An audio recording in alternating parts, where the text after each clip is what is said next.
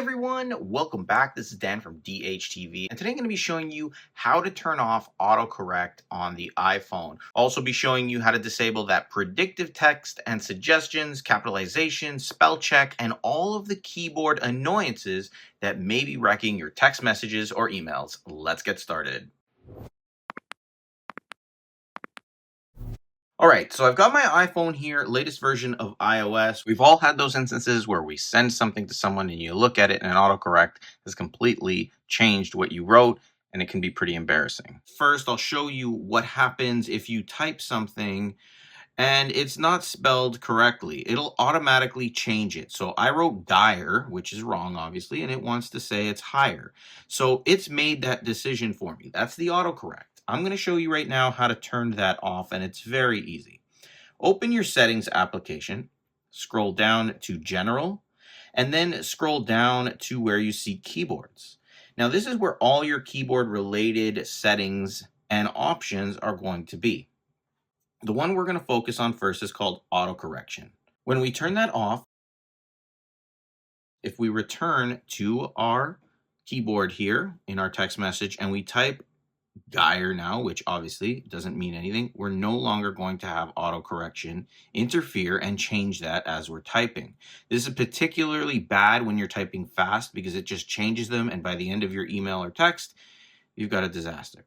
So right now you can see it has an underline. This is spell check. So you still get the ability to use spell check. So if you tap on it, it'll give you some options on what it thinks that you were trying to type. So you can still use that. If you don't like spell check, you can always come back here and you can see check spelling. So if we turn that off, now we're not going to have an underline here when we spell it wrong. So for example, we wrote it, the underline is gone.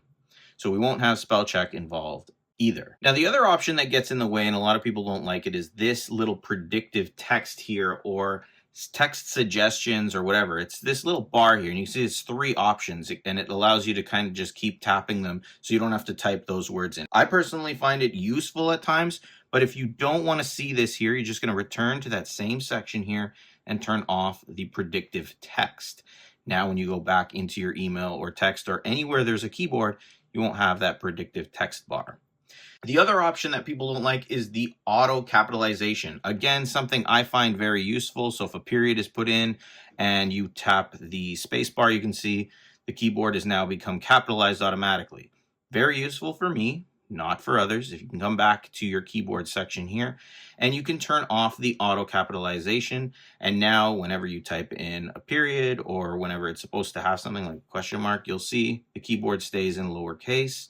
It won't auto capitalize that first letter. The last option I want to show you is enable cap locks, and that's this one here. So if you never realized before in your keyboard, anytime you want the cap locks feature turned on, so all the letters will be capitalized, you actually tap twice on this little option here. It's like your shift.